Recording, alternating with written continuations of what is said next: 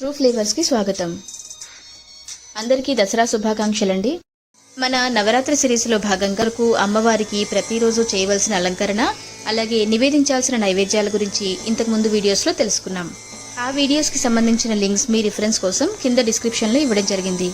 శరన్నవరాత్రులలో ఇది మహాలక్ష్మి రూపంగా అలంకరించి పూజిస్తారు. మహాలక్ష్మి రూపం సర్వమంగళకారిణి, ఐశ్వర్యప్రదాయిని. రెండు చేతుల్లో మాలలను ధరించి అభయవరద హస్తముద్రను ప్రదర్శిస్తూ గజరాజు సేవిస్తుండగా శ్రీ మహాలక్ష్మి రూపంలో అమ్మవారు దర్శనమిస్తారు. శరన్నవరాత్రులలో మహాలక్ష్మీదేవిని పూజిస్తే సర్వశుభాలు కలుగుతాయి. ఈరోజు అమ్మవారికి ఎంతో ప్రీతికరమైన క్షీరాన్నాన్ని నైవేద్యంగా సమర్పించాలి. క్షీరాన్నాన్ని తయారు చేసుకునే విధానం చూద్దాం. ముందుగా కావలసిన పదార్థాలు: బియ్యం 1 గ్లాసు, 4 గ్లాసుల పాలు, 2 గ్లాసుల బెల్లం తురుము, 2 టేబుల్ స్పూన్ల నెయ్యి, తగినన్ని డ్రై ఫ్రూట్స్. ముందుగా స్టవ్ మీద గిన్నెలో 3 గ్లాసుల నీళ్లు తీసుకోవాలి. బియ్యాన్ని శుభ్రంగా కడుక్కుని కడిగిన బియ్యాన్ని ఆ నీళ్ళల్లో వేసుకుని మీడియం ఫ్లేమ్ మీద అన్నం ఉడికించుకోవాలి.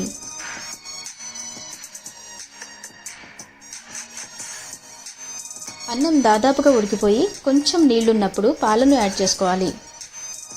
ఇప్పుడు అన్నం పూర్తిగా మెత్తబడేంత వరకు ఉడికించుకోవాలి.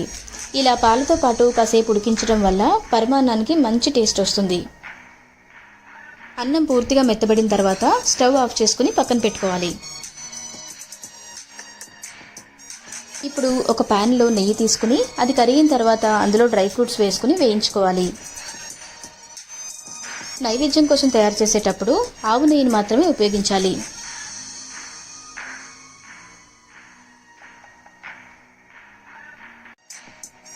ఇప్పుడు మనం ఉడికించి పక్కన పెట్టుకున్న రైస్లో బెల్లం తురుము వేసుకుని బాగా కలుపుకోవాలి. బెల్లాన్ని వేసుకునే ముందు ఖచ్చితంగా స్టవ్ ఆఫ్ చేసుకుని ఉడుకు తగ్గిన తర్వాత మాత్రమే వేసుకోవాలి, లేదంటే పాలు విరిగిపోయే అవకాశం ఉంది. వేయించుకున్న డ్రై ఫ్రూట్స్ని కూడా వేసుకుని కలుపుకుంటే పరమాన్నం సిద్ధమైపోయినట్టే.